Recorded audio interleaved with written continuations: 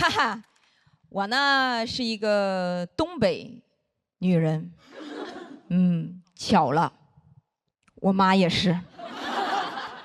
她的人生信条就4个字：不服就干。只要我一不服，她就干我。小的时候让我长个儿，让我长个大个儿。跟大家解释一下，我爸就1.69米，我妈1.5米。对，东北不仅有矮人，也有矮人。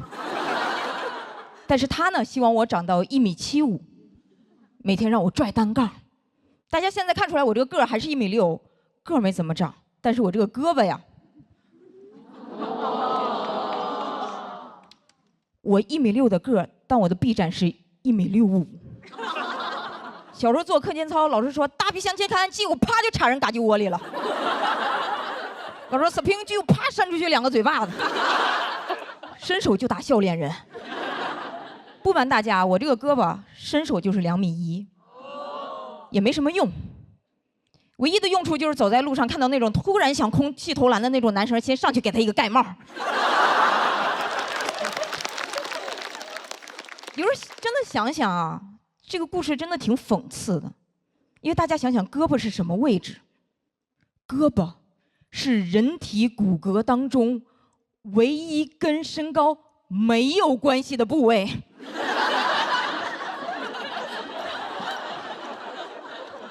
但凡当年我练习的是上吊，人虽然死了，但是官方身高是1.62米。我妈这个人，她不仅不服生物学，非生物的也不服。我记得我刚毕业那年就不想再管家里要钱了，但是北漂嘛，你租房子图便宜。哼，大家租过凶宅吗？没有想到吧？这里还有死亡话题。当时那个中介还跟我说呢，说女士，您现在站在窗户边的这个位置，就是上一个住户跳下去的位置。我当时把我吓死了，我说难怪便宜呢啊，遇上了跳楼价了。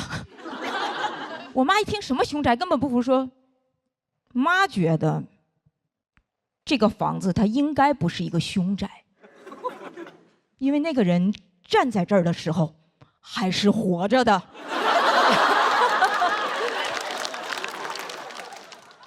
1楼才是凶宅呀！哇，我当时满脑子里只有4个字，好有道理。我说妈，你冷静一下。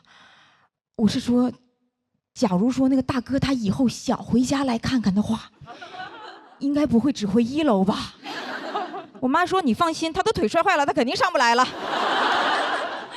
我妈这个人不仅不服鬼神，其实她也不太服一些世俗上的观念。有一年过年呢，其实有一个非常讨厌的亲戚就在酒桌上指着我说你女儿也老大不小了，怎么还不成家呀？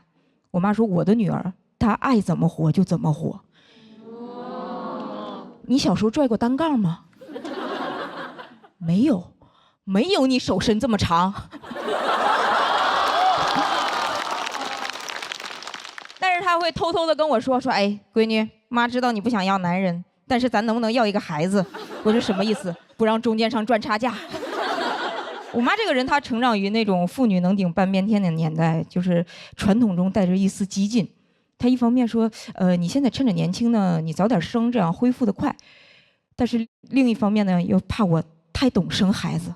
我就跟她说，我说那生孩子是不是意味着得跟男生有亲密接触了呢？我妈说，那种事情咱可不能干啊。我当时想，妈，啥事儿啊？为什么说我妈这个人，她人生有不服输的精神呢？因为前几年，她怀孕了。对，在我妈50岁的时候，她用实际行动教会了我一个道理：什么叫求人不如求己，言传不如身教。然后我当时我也不知道怎么回答她，我总不能说，哎妈，那种事情咱可不能干呀。但是我确实发现我妈妈怀孕之后，我妈和我爸的态度其实不太一样的。我妈每天摸着她那个小腹，在家踱步说：“宝贝，妈妈这辈子对不起你，下辈子你早点来，你争取做第1胎。”我说：“妈妈，我还在这儿呢。”这是我妈给我的感觉，而我爸给我的唯一感觉就是：“老子牛啊！”哇，真的是男人至死是少年呀！有时候我看他俩这个状态，我就觉得3胎这个事儿啊，不应该只鼓励年轻人了，是吧？也把他们拉入到这个阵营来。口号我都想好了，就叫与其催自己的孩子生，不如生出自己的孩子。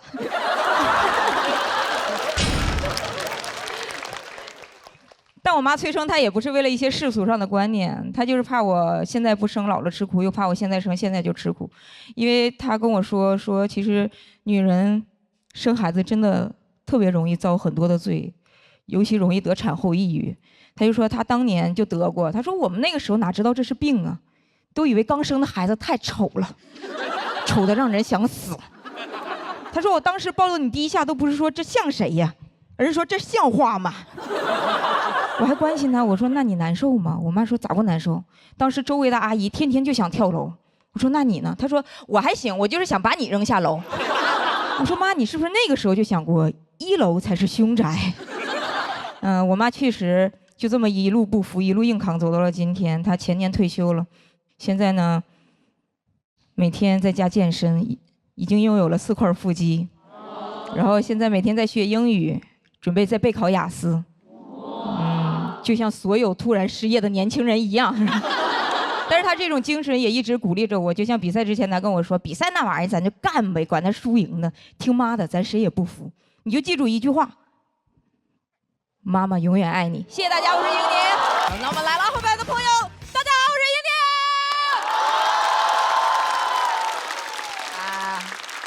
英宁。这2年呢，我去国外上学了。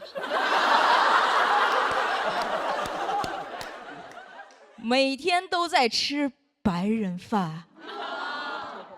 蒙恩呐，兄弟啊，你还有3个月啊就走了，咱现在就该吃点啥吃点啥吧。哎呀，我最近回上海发现，上海也开始流行吃白人饭了。我去吃了，不是很正宗。因为太好吃了，就国外那个正宗的白人饭，没有调料，没有味道，没有活下去的必要。白人饭的菜，那是真生吃啊，生芹菜、生西兰花、生菜花，吃到后面你都不用自己物化自己，这就是纯牛马。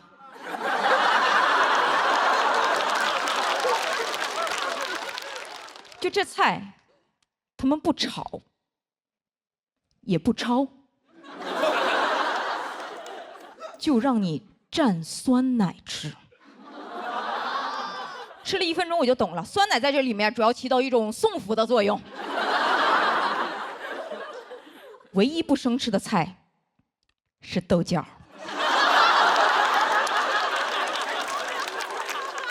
咋不能生吃呢？吃死多好呀！死了，我在黄泉路上，孟婆还能给我喝一口热汤，也是过上了一种向往的生活。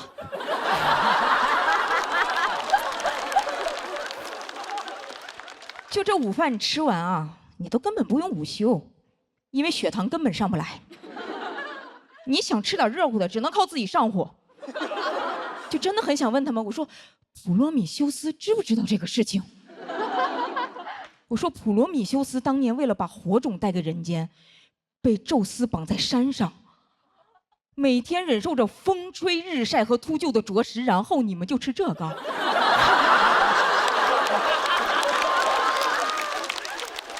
我说那普罗米修斯他自己晒得久一点，秃鹫吃的都比你们热乎。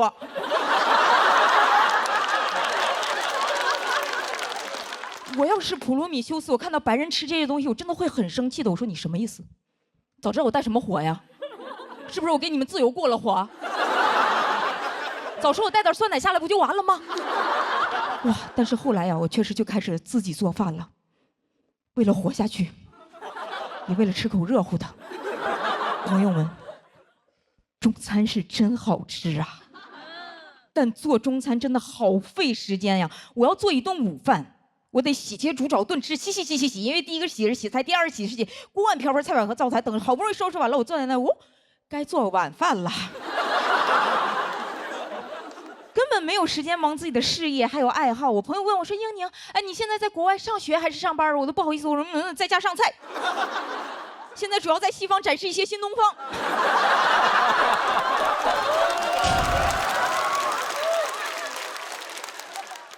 但确实啊，我实话实说，那一段密集做饭的时间，天天做，顿顿做，我一下就理解了我那个老母亲。就我印象中，她年轻的时候总是特别的焦虑。我现在理解了，因为她活真的太多了，她要下班赶紧马上回家上班，因为家里不仅有家务，家里还有2个废物。我和我爸每天不干活，哇，特别的快乐，快乐的像那个大头儿子小头爸爸一样。我不知道大家还记不记得那个主题曲怎么唱？啊，大头儿子，小头爸爸，一对好朋友，快乐父子俩。啦啦啦啦啦啦啦啦啦，拉了能有1分多钟，都没提他妈一句。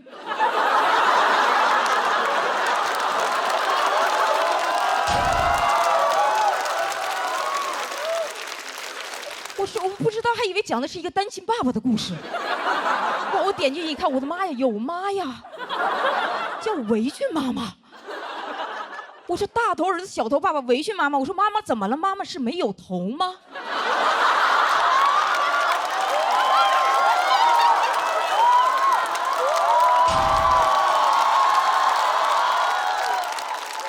我说你大头小头后面至少接个烫头吧。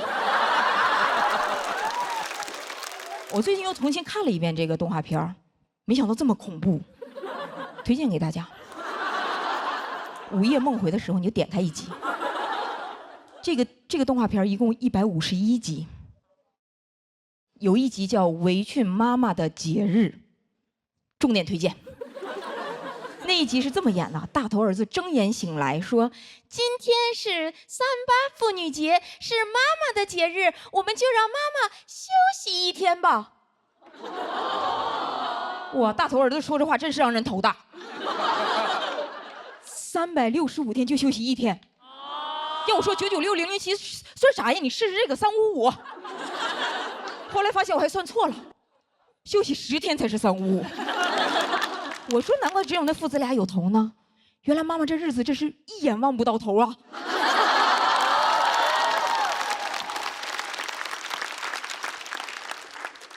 妈妈甚至都没有一个病假啊！有一集围裙妈妈在家做饭累到晕倒，父子俩赶紧跑过来关心说：“围裙妈妈，你可不要死啊，我们还没有吃晚饭呢。”我一个字都没有篡改过，我说：“所以妈妈不是不能死，是只能饭后死。”我要是围裙妈妈，我就做顿生豆角，大家一起死。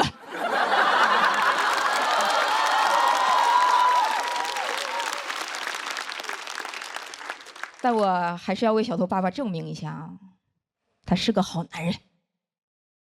做过一顿饭，就在3·8妇女节那天，给妈妈做了4道菜，分别是红烧芋头、生拌黄瓜、白糖拌姜片儿，已经很荒谬了，对吧？第4道菜更绝，叫紫色卷心菜，连做饭的动词都没有了。我要是围裙妈妈，我肯定会很难过。我说你什么意思？我把你当家里人，你把我当外国人。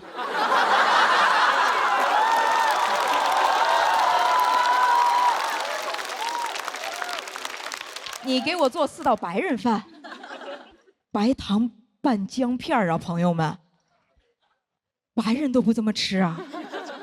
比白人饭还难吃的饭，就是这份男人饭。谢谢大家，我是叶宁。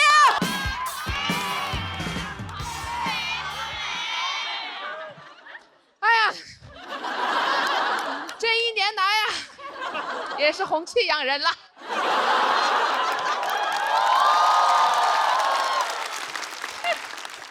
确实啊，今年又来了。我在去年的节目当中呢，就是表现出色。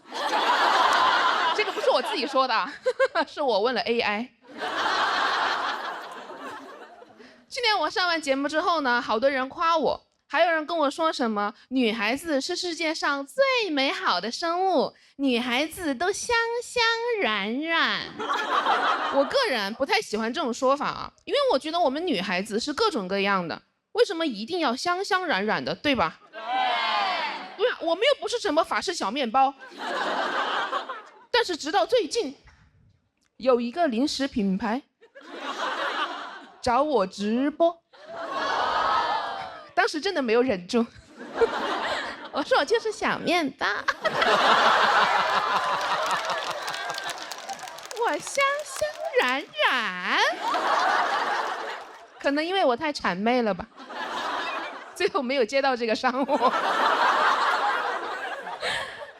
上完节目之后呢，好多人说记住了我的自信，还有一些姐妹跟我说很羡慕我的天生自信。哪有人天生自信啊？咱们从来没有见过哪个医生在产检的时候指着那个 B 超单说：“哎呀，你这个小孩啊，先天性自信呐。”然后等这个小 baby 在产房里面出生的时候，他就做自己。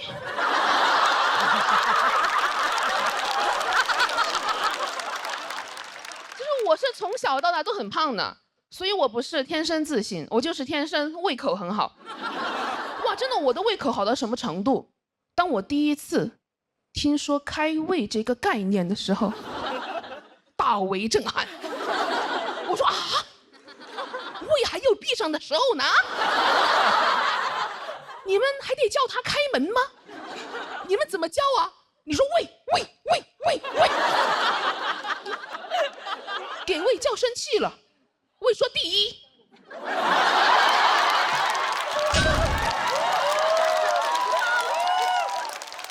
谢谢你们喜欢这个梗啊，这个确实是我今年写书最喜欢的一个梗啊，没有任何原因，就是荒谬啊。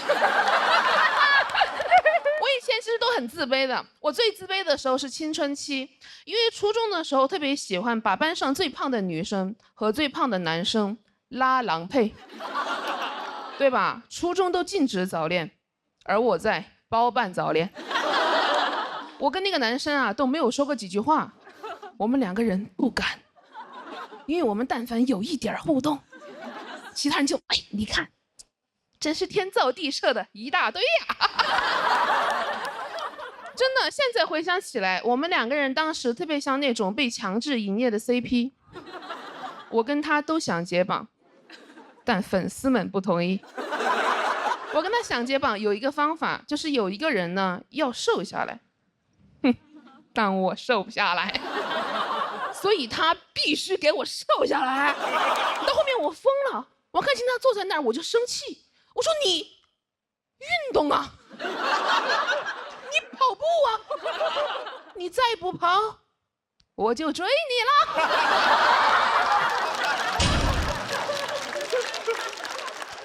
你不跑我就追你了。同学听到磕疯了，哇，他逃，他追，这一大堆，好，都懂啊，都是磕过 CP 的人。但这个说实话不是我当时最害怕的，我当时最害怕的是体检称体重。都懂啊，因为我每次围着上那个体重秤啊，好多男生围过来起哄，那个场面万人空巷。那会儿就已经像女明星了，但其实那个体重秤更像女明星，我像她的保安，因为是我在。别看了，走，我们称老师不拍照。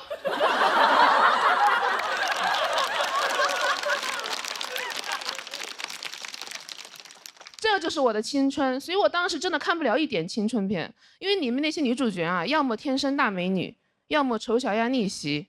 一个能代入的都没有啊！你们看过《初恋这件小事》吧？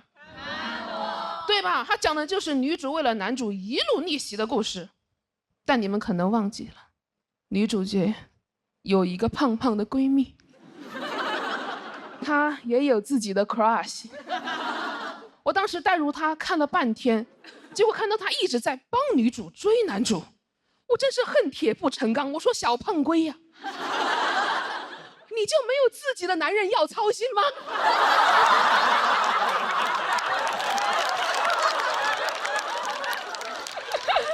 后来那个女主角啊，她不是丑小鸭逆袭变得很漂亮了吗？好多男生都很喜欢她，结果小胖龟还是黑黑土土的。我当时真的很生气，我说我们不是闺蜜吗？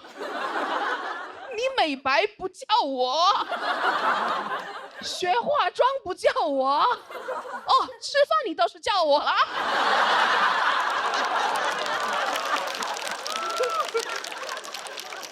而且你还不吃，能不能管一下我们普通人的死活好不好？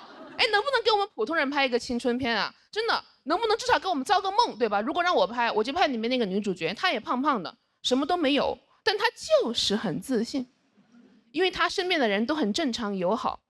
比如说，当女主和班上最胖的男生走在一起的时候，其他人只会说：“哎，你看，真是一对普通的两个人啊。”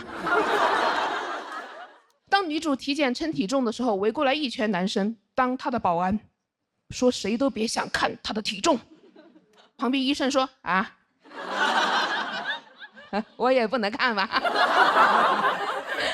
当女主因为有了 crush 开始身材焦虑、饿到晕倒的时候，闺蜜递过去一个小面包，说美丽没有天花板，你看你多香香软。而且为了男人不值得，因为没有4菜1汤的爱情，就像一盘散沙，风一吹就不好吃了。我朋友听了我的这些设想啊，他说你说的这个不是青春片，是《舌尖上的中国》。不得不承认啊，姐妹们，目前的环境催生不出来这样的青春片，所以真的，如果你们觉得自己不够自信，你就装。你们别管，你先装他一个疗程的。如果你实在不会装，你现在在兜里装一个 vivo S30。等一下，哇 ，Live Photo 神器，拍出鲜活的自己，好好看看你们自己到底有多美好。事实证明，谄媚是可以接到商务的。而且我们仔细想，你装自信没有任何损失，哪怕有人过来问你说你凭什么那么自信呢？不要理他，掉头就走，因为你确实不知道为啥。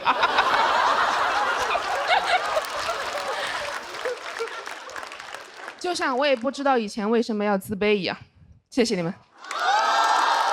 谢谢。大家好，我叫小海，谢谢。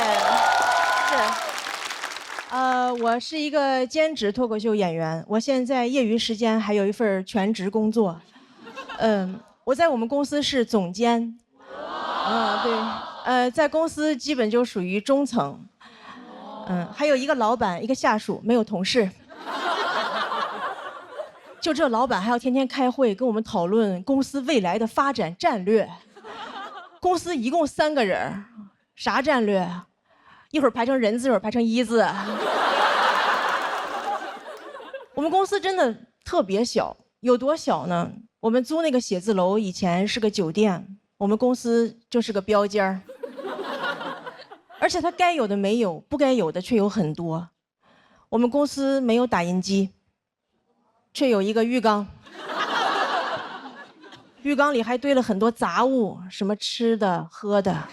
有一天客户来了，老板当着他面跟我说：“你去浴缸里给客户拿点水。”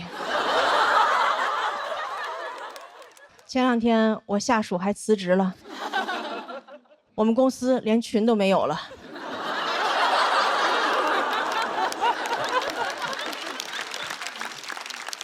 现在经常有人问我：“你说脱口秀不怕老板知道吗？”我不怕，因为你看我有2份工作，我们老板有4份。一个公司2个人6份工作，我们公司就业率300%。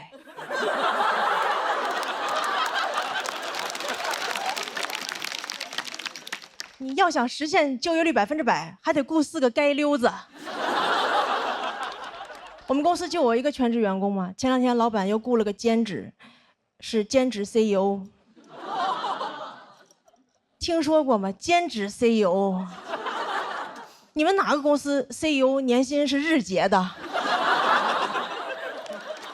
平时我都不太敢给他打电话，因为害怕他还有什么别的兼职。我怕我打电话，我说老板有个文件需要您签字，老板说一会儿签，等我送完这单。不光公司奇葩，老板还经常跟我提很多奇葩的要求。哎，你们能相信吗？前2天我老板让我值日。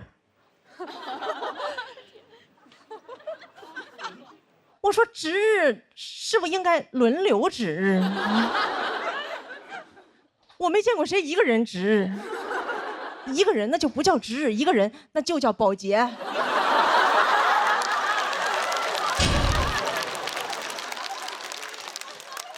我现在都害怕，我以后去面试，人家问我有什么工作经验，我说打扫过标间儿。就经常跟我提很多奇葩的要求。前两天又跟我说，你以后每个月要读一本书。哎，你们发现没有？老板只有在这种没有用的事上跟你提的要求才特别清晰，正经工作上的事根本就说不清到底让你干啥。你看，每个月读一本书，非常清晰可量化，然后一到工作就跟你说，把这个弄一下，把这个弄一下啊！朋友们，你真的很难听到人类说一句话，主谓宾都不知道是啥。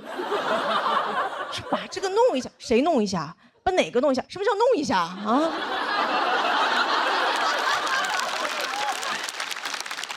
就这句话，老板可以让我干任何事儿。老板就算让我杀人都可以说把这个弄一下。然后前两天老板又要给我降薪，他居然跟我说你去起草一个自愿降薪协议。我说怎么你要给我降薪，协议还得我自己写啊？你要勒死我麻绳还得我自己编？你这就相当于潘金莲跟武大郎说大郎煎药了。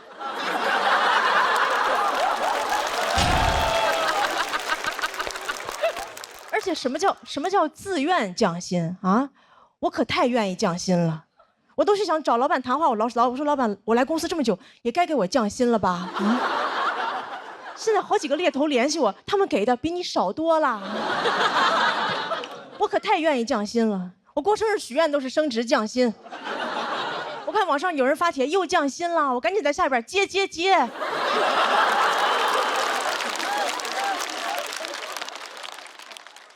然后前两天老板又要给我降薪，这一次他居然要给我转成兼职。我说我不缺兼职。然后他跟我说了一句话，我才知道什么是真正的霸道总裁。他跟我说，虽然我给你转成了兼职，但我希望你不要有别的工作。我说怎么，您还要给共享单车上锁啊？不过降薪也有一个好处，我发现老板跟我说话都客气了很多。以前老板就是跟我说你这个不行，现在跟我说你这个不行哈。我说那不行的话，那你把这个弄一下。哎呀，但是我也没有其他的办法。老板给我降薪，我就只能把老板写成段子；老板给我降薪，我就给你们带来欢笑，这就是降本增效。谢谢大家，我是小海，谢谢大家。大家好，我是陈明飞啊，我现在是一个大学生啊，今年大二，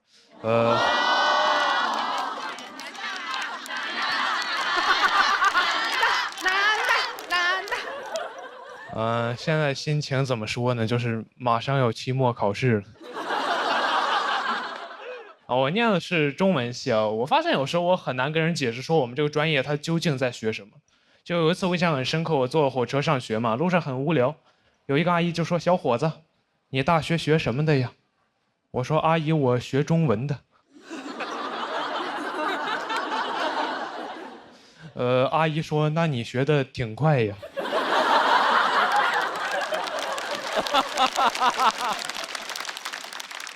我说：“阿姨，我是中国人啊。”我在我们专业说实话待的没有说特别适应啊，因为我们专业是一个就是女生比较多男生比较少的一个专业。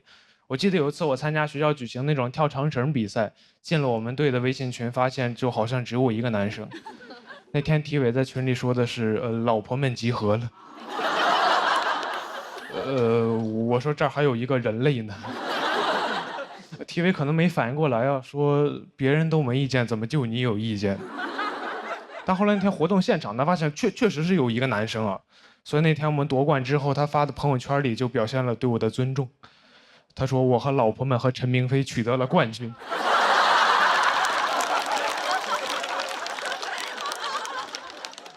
感觉我像他们养的一条狗。我念中文系就是想学习写作，写一点真正好的一点作品。但上了大学之后，老师跟我说，一个作家想写出那种真正好的作品，应该要先过30-40年苦日子。我说这是不是有点太久了？哎，你说我万一好不容易熬了20多年苦日子，然后突然死了，那我这辈子不全是苦日子吗？就是你不要跟我提什么卧薪尝胆的勾践，我知道这个听着很励志，但我觉得他励志就是因为勾践当年成功了。他要是尝了3年胆被夫差灭国，那他在历史上就是一个沉迷尝胆。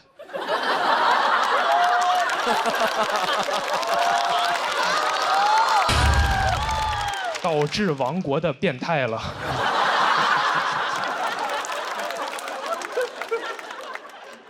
不过我还是一个比较实际的人啊，我也焦虑过，说我真正能写出好作品之前怎么赚钱养活自己。我甚至考虑过转专业，但我后来转念一想，自己在老家有一群爱看霸道总裁爱上我的朋友，我心想这群傻帽的钱哥们还是能挣的。一个作家这么一个几千年的行业，它能有什么问题呢？然后我大2那年呢 ，AI 会写小说了。我当时的感觉就像，我感觉自己像那种晚清刚进宫的太监，一个阉人。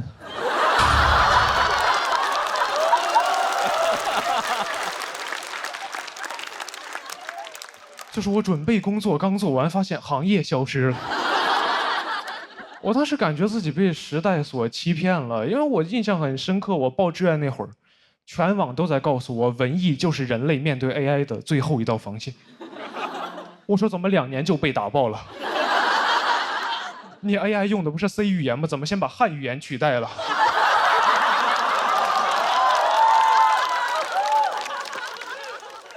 你这个 C 该不会是 Chinese 的意思吧？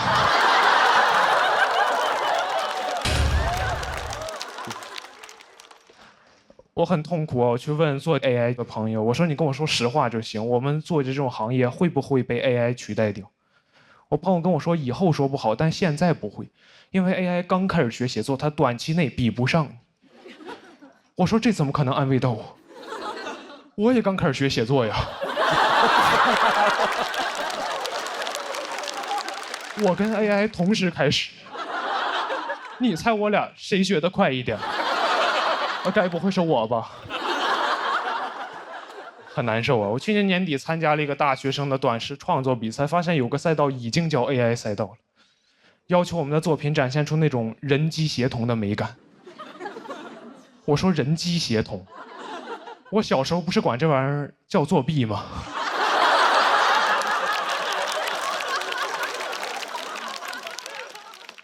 我记得我小学那会儿看着有同学考试那会儿拿手机搜题，人机协同，轻轻松松拿高分。我辛辛苦苦做半天拿个中等的成绩，我都安慰自己，我说陈明飞没事，你现在累了一点，但你培养了能力，长大你比他们强。长大发现人机协同才是真正的能力，就感觉像另外一个版本的卧薪尝胆，就是勾践尝了3年胆，发现夫差让别人消灭了。人轻松了，苦白吃了，在历史上还是一个沉迷尝胆的变态。我当时就感觉相信了很多年的道德信仰就是崩塌了。我去听了我们学校一个 AI 应用伦理的讲座，那个讲座上老师就明确说了，你用 AI 帮你写小说、写文章、发杂志肯定是不对的。我说哦，至少还可以，至少象牙塔还支撑着我原来的道德观念。那天有一个提问环节，有个学生问老师：“我确实没有用 AI， 但很多周围同学都在用 AI， 我不用，我不就比不过他们吗？”我心想，老师这个人一直太不坚定了，你赶紧说他骂他，点醒他。老师说：“咱们先把后面的摄像机关一下。”老师跟大家分享一点真东西呀。老师说，这个 AI 刚开始发展没几年，很多相关规定都很灰色，所以老师觉得吧，只要没人管，你就随便用。我说什么？我拿你当教父，你跟我玩碟中谍？哎，那我刚刚辛辛苦苦那1个小时听的是什么东西呀？是用来解锁正文的广告吗？我那天明白了一个道理啊，我感觉就是伦理道德这个东西啊，它就很像摄像机，它能约束人性的丑恶，但也能关。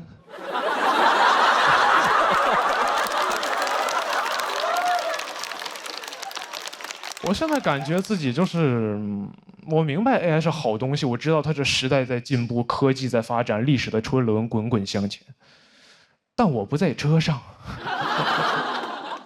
我感觉我像那种电车难题里被捆在铁轨上的那个胖子，就只不过时代的电车不会遇到难题，就可能有列车员通过监控看到说列车长前面好像有点人，咱要不要停下来等等他？列车长说就那么几个人，你把摄像机关上不就好了吗？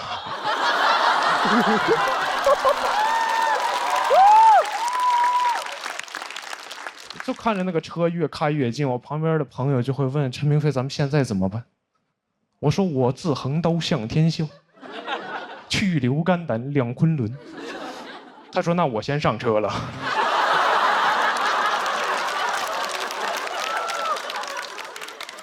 人越来越少，我看着电车过来，我也很害怕。我就躺在那儿，我说等等，这儿还有个人类呢。他说别人都没意见，怎么就你有意见？谢谢大家。好，大家好，我是二维码啊。我有一个儿子，5岁了，最近不太喜欢他，因为他非常的肥胖，咱也不知道为什么。啊，你们挺道德感挺差，你们啊。哎，我这样想啊，朋友们，不是我胖，我儿子就活该得胖。我胖是因为我有不良的饮食习惯，而我对我儿子的饲养非常的科学。他上幼儿园之后就住在我妈家，周一早上起来，我妈给他做好了早饭，他吃完了早饭送去了幼儿园，我就知道了这个人呢得吃早饭。到我单独带他，我就带他出去吃早饭，我每次都确保他吃的一口都再也吃不进去了，把他送进幼儿。哎，我觉得我是一个就是有责任感的父亲。我这样做2年多的时间，最近他上幼儿园大班了，我偶然的得知他们幼儿园呀有早饭。我说完了，你知道你做的多可怕的事情吗？当一个人从3岁开始，每天吃了早饭就去幼儿园，到了幼儿园就吃早饭，就会在他脑海中种下一个坚定看法，说这个人呢就得吃2顿早饭。当你有了一个儿子，你就会发现事儿太多。那天我回家，我发现我儿子在幼儿园让人打了一顿，这是很多男人不能接受的事情，这是他们人生的底线，但是我可以接受，因为我觉得我儿子嘛，他毕竟不是我本人。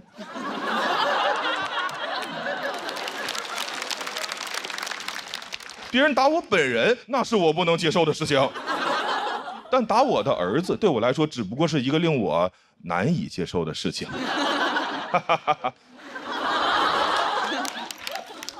我花费了一些时间接受了下来。我说那明天我送你去幼儿园吧，你别让打一顿，你不敢上幼儿园。他说明天不用上幼儿园了，因为老师说他受伤了，得在家里边歇2天。这是我不能接受的事情，这是我人生的底线。我作为一个5岁孩子的父亲，我对他唯一的要求就是给我尽可能多的去上幼儿园。朋友们，世界上为什么会有幼儿园？咱们花那么些钱去雇佣一个机构，当然是让他们去干那些咱们自己不爱干的工作。我要是特别爱带孩子，我儿子能上幼儿园吗？哎，朋友们，而且孩子需要幼儿园吗？孩子需要父母，是父母需要幼儿园。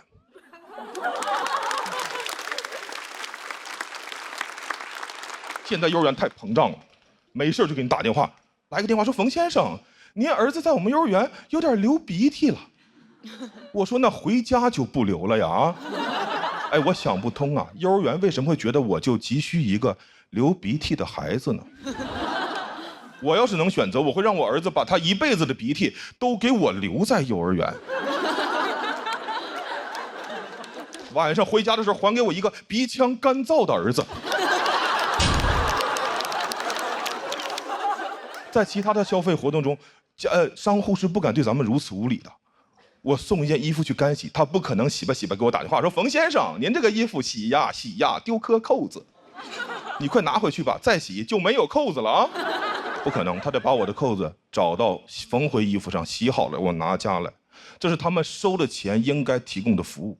幼儿园也是一样，我理想中的情况是幼儿园给我打电话说，冯先生，您儿子在我们幼儿园有点流鼻涕了。我说好，那如果我儿子下午的时候止住了鼻涕，他晚上就能回家。